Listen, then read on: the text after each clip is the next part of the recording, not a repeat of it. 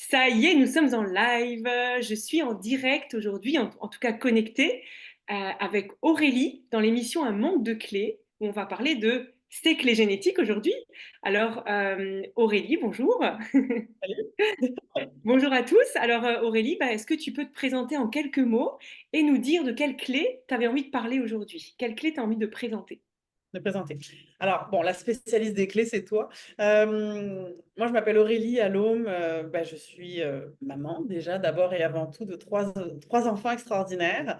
Et j'accompagne, en fait, les êtres humains depuis maintenant 7-8 ans dans un épanouissement, un mieux-être et le moyen par lequel les gens passent quand ils viennent me voir, c'est des changements de regard, des shifts, des bascules, en fait.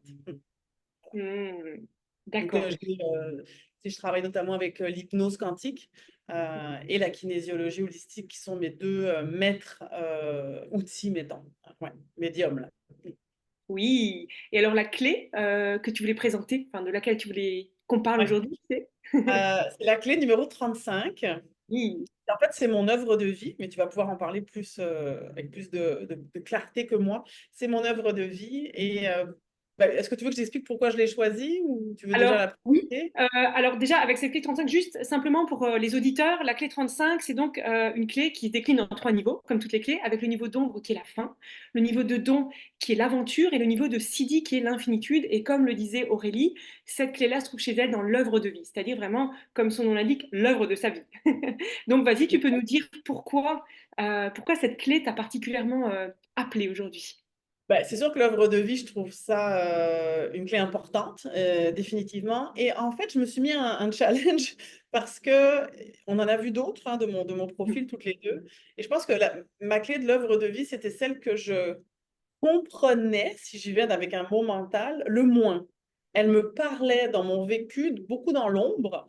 Hmm. Et je me suis dit, si je m'engage à faire une entrevue avec Sylvia sur cette clé-là, je vais approfondir. Hmm. Et ça a fait que j'ai approfondi et que là, aujourd'hui, je suis beaucoup plus à l'aise, entre guillemets.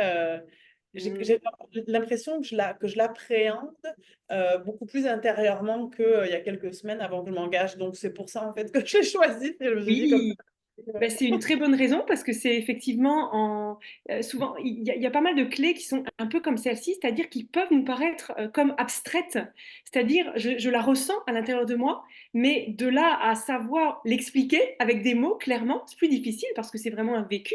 Et donc c'est très bien de pouvoir venir chercher à mettre des mots pour expliquer l'expérience en fait. Voilà. Et vraiment, du coup, ça m'a permis de la mijoter, de laisser décanter, et puis de vraiment y aller, pas d'un point de vue mental, parce que je sais que on va pas faire un cours sur la clé 35 aujourd'hui, c'est pas ça l'idée, mais de vraiment la laisser descendre à l'intérieur de moi. Et j'ai vraiment vu que, d'abord, elle me parlait beaucoup dans l'ombre de la fin, et j'ai vraiment vu qu'en fait, elle me parle tout autant dans cette fréquence-là de l'aventure depuis vraiment bien longtemps. Et, euh, et voilà, donc, puis je l'aime cette clé parce que, mine de rien, euh, elle est dans une... Enfin, tu sais, l'infinitude, là, je veux dire, c'est quand même une fréquence où le tout est possible, définitivement. Tu sais, on Oui. parle d'une clé du miracle, en fait, hein, alors, je l'aime bien quand même, je l'aime bien. Tu sais, c'est un gros défi, j'ai envie de dire.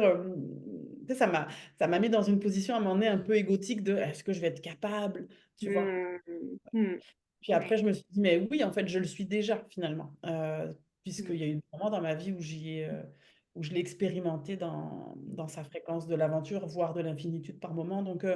ouais, c'est un beau challenge et j'ai déjà eu beaucoup de cadeaux.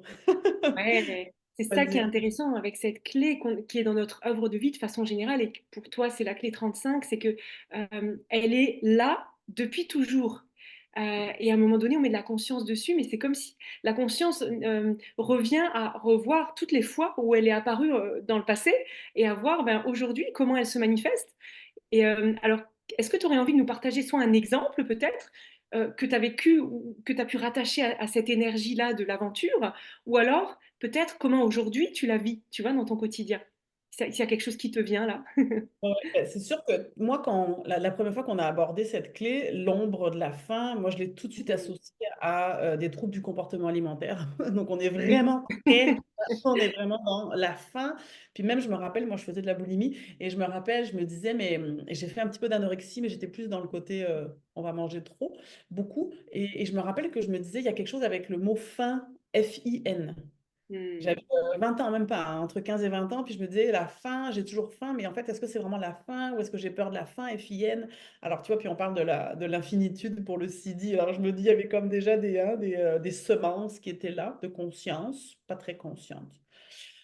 Ce que je peux te dire, c'est que du moment que j'ai compris que la fréquence de l'aventure était en lien avec l'inconnu, là, j'ai tout de suite fait comme, ah, Ouais. eureka. Tu Mm. vois? Mm. Eureka parce que j'ai eu plusieurs vies dans ma vie, que ce soit professionnelle, que ce soit même dans des couples, par exemple. J'ai habité dans plusieurs pays, des pays où j'avais jamais été avant d'y mettre les pieds, où je suis allée travailler, donc vraiment pas simplement du tourisme, là, des pays où tu vas t'installer pour travailler, œuvrer. Je travaille avec l'hypnose quantique, donc par définition, quand mon client il part en hypnose, j'ai absolument aucune idée de qu'est-ce qui va se passer, où est-ce qu'il va aller, si on parle avec Mm. des mots certains, là. La kinésiologie holistique, c'est pareil. J'ai un cartable avec des milliers de données, de mots, et avec le test musculaire, c'est pas possible de savoir où est-ce qu'on va aller. Donc, si tu veux, je me rends compte que moi, ce sur quoi j'aime m'appuyer dans ma vie pour vivre des expériences, pour me transformer, pour m'évoluer, c'est drôle que je dise ça, mais j'aime bien ça, pour m'évoluer moi-même et pour accompagner mes clients, c'est ce chemin de l'inconnu-là, en fait. Donc, tu vois, ça me parle mur à mur, en fait. Ouais. Oui. Comme si chaque séance que tu fais avec un client, que ce soit en kiné ou en hypnose ou quoi que ce soit, t'amène vers une nouvelle aventure en fait. Mais l'aventure, elle se vit pendant le processus de la rencontre et Ouais. elle ouvre des portails, et puis c'est là que le trou de verre, et parce qu'on tu vas en parler, et c'est là que l'aspect portail, l'aspect shift, réfère tout à fait à la clé 35 en fait. Oui. Alors effectivement, cette clé nous parle de trous de verre et j'ai pu les expérimenter moi-même grâce au travail que j'ai fait avec toi.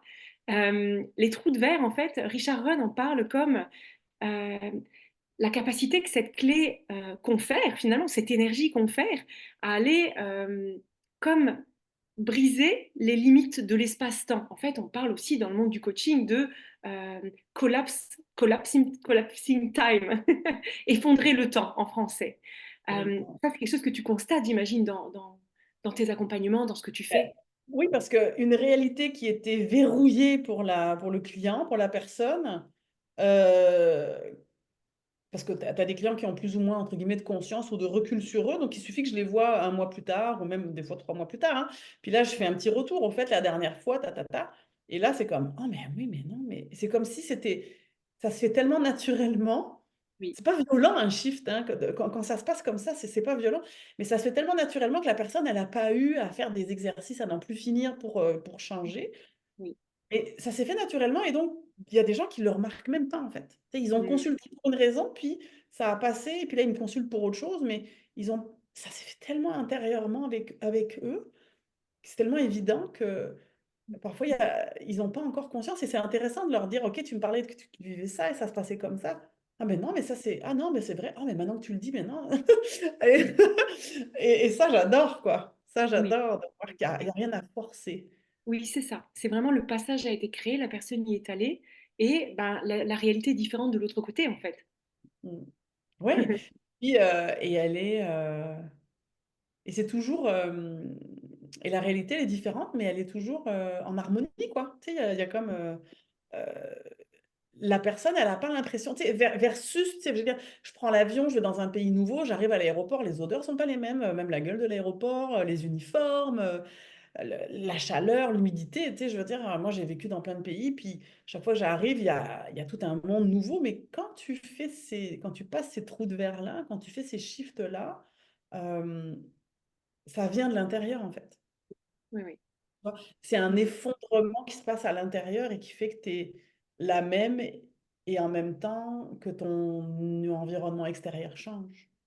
Mm. Ce qui est magnifique et que je vois et que j'entends là quand tu parles, c'est que c'est comme si même, bah, bien entendu, bien avant d'avoir mis des mots sur cette énergie-là, bah, les outils qui sont venus à toi sont des outils qui correspondent complètement à ça, en fait, avec lesquels aujourd'hui tu joues, tu manies, en fait, hein, tu les manies avec cette énergie. Ouais, c'est ça. Puis bon, moi, je suis toujours quelqu'un qui sait, et c'est là que la fin est pas loin non plus, tu vois, quelqu'un qui s'est vite ennuyé, ok?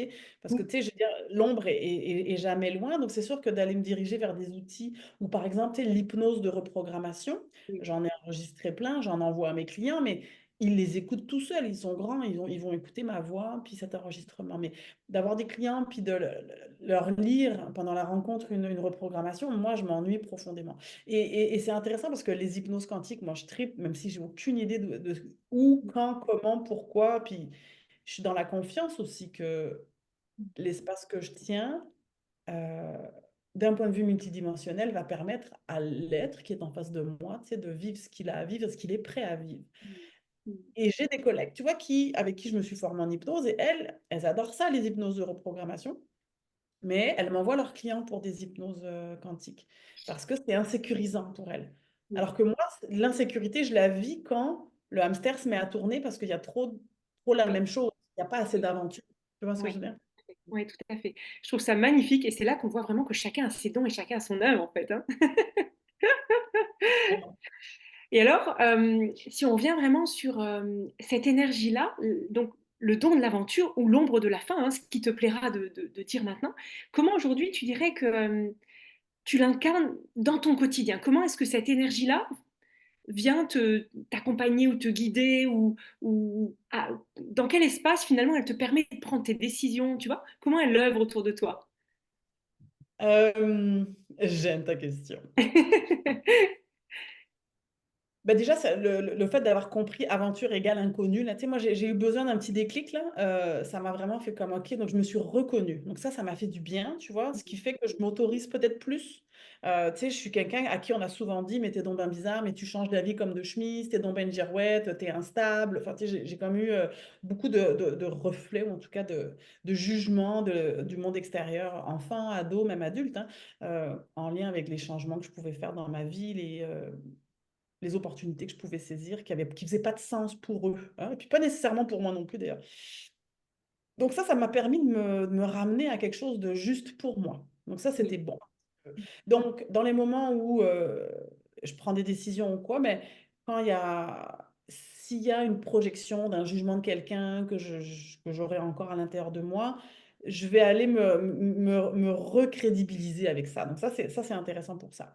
Pour ce qui est de la fin, moi, je suis très fragile à ça, hein. Tu sais, je suis très susceptible d'être dans ces accès-là, d'aller chercher à l'extérieur quelque chose pour combler un vide intérieur. Euh, alors, ça marche pas à tous les coups, hein, vraiment pas. Mais je veux dire, quand je sens qu'il y a un élan habituel, tu sais, quand je vois que là, je suis, hein, par exemple, entre deux clients, je vais aller manger quelques noix. Ça, c'est un exemple très, très basique. Ou, euh, ouais, c'est ça. Mais mettons que je reste sur cet exemple-là, je vais aller me poser la question. Ok, est-ce que j'ai envie de manger? C'est juste, est-ce que je le fais juste par habitude? Est-ce que je le fais parce que je me dis comme ça, je vais me détendre ou que ça me fait une pause? Est-ce que j'en ai envie? Est-ce que c'est celle-là? Est-ce que j'ai envie d'autre chose? Est-ce qu'en fait, j'ai pas faim? Et donc, ça fait que là, je commence à me faire un temps d'arrêt versus être guidée par l'habitude liée à un désir finalement, parce qu'on est dans le désir hein, quand on est dans la faim. Et là, ça me ramène à qu'est-ce qui se passe à l'intérieur de moi? Tu sais, qu'est-ce que je vis en ce moment? Donc ça, c'est une façon d'aller, de savoir que j'ai cette ombre de la faim qui est pas une menace, mais qui est présente en moi. Non pas comme une fragilité du coup, mais comme un espace d'accès à moi. oui, Comme je te dis, c'est pas que ça marche pas à tous les coups, mais je veux dire, je suis pas quelqu'un qui passe sa vie à s'intérioriser à toutes les 25 minutes pour se demander ce qu'elle oui, vit. oui, oui, Mais oui. il y a une conscience et une attention bienveillante, tu vois, qui n'est pas dans le jugement, qui n'est pas dans il faut pas ou quoi, qui m'amène à être dans un espace de plus grande douceur, je te dirais. Oui, c'est magnifique. Je te remercie pour ce que tu viens de dire parce que c'est important aussi de noter cet aspect de l'ombre n'est pas que négative et souvent quand on observe l'ombre, bien sûr, elle a un aspect qui va nous maintenir dans une forme de vibration depuis laquelle on ne va pas forcément aller créer ce qu'on souhaite. Et en même temps, quand on arrive à mettre de la conscience sur ces ombres, on voit que c'est des espaces d'évolution, en fait. C'est des espaces qui nous permettent d'aller encore plus choisir notre don. Et d'où l'importance aussi de connaître nos ombres de la même façon que nos dons. Et c'est à partir de cette connaissance qu'on arrive à faire les bons choix pour nous, comme tu viens de le décrire, avec des exemples aussi simples que est-ce que j'ai mangé des noix, mais des exemples aussi grands aussi que des choix pour notre vie ou pour notre business finalement. Quand on a compris la mécanique qui est derrière. Ouais. Oui, parce que si je suis dans un espace d'insécurité ou de survie, plutôt que d'aller me focuser mentalement, parce que là on est dans le mental, sur l'extérieur, sur comment faire pour avoir ça, ou pour entendre ça, ou pour faire ça, ou quoi, ça me ramène dans, OK, qu'est-ce que je vis, tu sais, cette insécurité, de quoi, c'est quoi l'indice qu'elle me donne?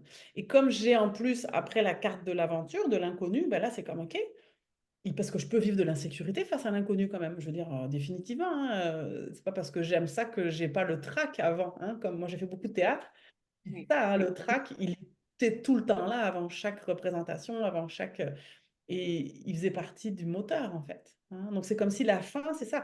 La fin, elle fait partie du moteur pour c'est ça. euh, être aller dans l'aventure. Et après, si tu veux, une fois que... tu sais, c'est ça, on parle de moteur. Tu sais, c'est comme il y a un mouvement à enclencher. Et plus je peux être dans l'inconnu et dans le fait que je tripe et que je sois émue et puis que ça m'amène dans l'instant présent ultime, là. Je veux dire, quand je suis dans l'inconnu, c'est l'ultime moment présent. Mais c'est là que je peux aller gratter l'infinitude. Tu vois. Ouais. Je dis gratter parce que chaque fois que j'y touche, assez rapidement, mon mental fait comme «Ah oui, c'est ça!» Et puis là, pff, tu sais, bon, ben Oui. là, il y a un effondrement. C'est un autre effondrement, mais c'est pas grave. Oui, oui, oui. Oui, mais c'est ça, c'est comme si on touche du doigt notre Sidi, on touche du doigt cette nature en fait qu'on a, qui est là, proche de nous, qui est cette nature divine et qui est tout le temps disponible à un autre niveau de fréquence. Parfois, on s'approche de cette fréquence en fait. Et de Et pas c'est ça qui est tomber dans la faim, et de pas tomber dans la faim de je veux le revivre, comment je vais le tout à revivre. fait, absolument. Ah, donc moi, je l'aime Ouais, je l'aime beaucoup parce qu'elle me parle tellement de moi, déjà de ce que je sais de moi, de ce que j'ai déjà intégré, conscientisé de moi. Puis que ce soit mon œuvre de vie, euh, c'est, vu que moi, c'est la chose que j'aime le plus, j'ai tellement le goût de le partager aussi, tu vois, absolument, avec mes absolument. enfants, parce que c'est pas juste l'œuvre de vie professionnelle, je pense que c'est en lien aussi avec mes relations, Tout mes à fait. enfants, mes Ouais, amis ouais, et mes ouais. clients, bien sûr. Ouais. Tout à fait. Et cette clé mentionne aussi vraiment fortement ce côté de le don est à partager, quoi. Il y a quelque chose qui me pousse à rayonner ce don-là et à faire des miracles, parce qu'il fait partie aussi du cercle des miracles.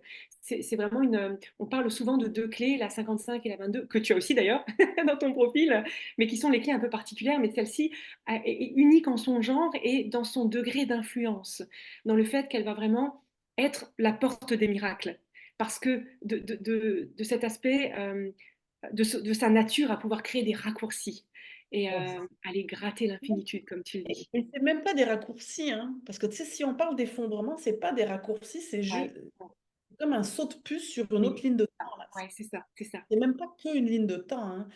C'est vraiment particulier, hein. Hmm. Mais, et souvent, tu sais, Passage, quoi. Je suis les, de l'autre côté. les- C'est ça. ouais, puis les clients, en fait, c'est comme, même pas, Alice au Pays des Merveilles, elle va quand même tomber dans le tronc, tu sais, dans le Oui, tronc. Je pense qu'elle oui, rentre dans le tronc d'arbre, là, ou en tout oui, cas dans le terrier. Il y a quand même une chute, alors que c'est instantané, quoi. oui, c'est ça. C'est exactement ça. Ouais, c'est le trou de verre, c'est le passage, quoi. C'est Le j'ouvre le portail, oui. portail et je suis de l'autre côté, c'est ça. Ouais. J'adore, et oui, ça prend de l'amour, ça prend de l'amour. Et donc, plus, tu vois, plus tu m'as parlé, tu sais, quand tu m'en as parlé de cette clé-là, plus je l'ai intégrée, je l'ai digérée, je l'ai écoutée, je l'ai laissé me parler à l'oreille, me susurrer, plus je me suis rendu compte à quel point, ouais, plus je me crédibilise, je m'accepte, ou je me vois tel que je suis bien dans cet espace-là, mais plus je vais y toucher et plus je vais le partager. Donc, Oui, oui, c'est absolument. tout bonus pour tout le monde, là, tu vois. Mm. Ouais. Merci infiniment, Aurélie. C'était magnifique. C'était magnifique déjà parce que tu as parlé de ta clé, de la façon dont toi tu la vis, et aussi parce que tu as donné des enseignements extrêmement intéressants sur la façon de vivre les clés de façon générale, l'importance de l'ombre et le fait de gratter, d'aller gratter notre CD. Et aussi, ce que j'entends moi souvent avec mes clients, c'est que cette œuvre de vie, elle a cette importance. Les premières clés, certaines clés particulièrement, ont cette importance de nous permettre de nous reconnaître. Et c'est ça qui est hyper intéressant. Ça nous permet de nous toucher nous-mêmes du doigt, presque. Je comprends qui je suis, je comprends les énergies qui me guident, l'amour qui me guide à travers ces énergies-là, et je me reconnais à travers ces dons. Et à partir de là, ben, possible en fait. Notre magie peut s'exprimer au monde. Ouais, puis il y a une légitimité tellement, tu sais, quand on dit c'était un droit de naissance, je pense que c'est Ouais. là que ça m'a amené de façon très douce, très aimante. Mm. Ouais, merci beaucoup, Sylvia. Mm. Merci à toi. Voilà, j'espère que pour ceux qui nous écoutent, vous aurez été enrichis par cette aventure. Ouais. Je veux vraiment dire, parce que j'avais exploré un petit peu plus, entre guillemets, ok, le human design. Mm, Et mm, tu vois, ça me maintenait dans quelque chose quand même de mental. mm. Ouais. Et puis c'est pas grave, moi je suis très rationnelle comme fille, donc ça me Mm, convenait, je comprends, je fais des liens, je réfléchis et tout. Mais avec toi et les clés génétiques, mais je pense que il y a quand même toi, comment tu amènes ça, il y a un côté qui m'a relié à quelque chose de plus intuitif, plus instinctif, plus de l'intérieur. Donc ça oui. m'a déstabilisée, entre guillemets. Au début, je savais pas trop, parce que mon cerveau cherchait à comprendre, à englober, tu vois, mais du coup à enfermer. Puis quand je me suis déposée là-dedans, je me suis dit, ah ouais, non.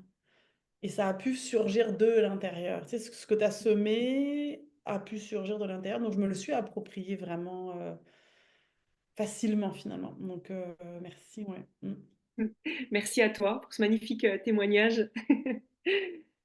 À très bientôt. Bonne journée à tous. Et ben voilà, j'espère que vous profiterez de ce témoignage pour aller dans vos propres aventures. Ouais, c'est ça, découvrir soi, là. Mm. Oui. Au revoir Aurélie. Bye!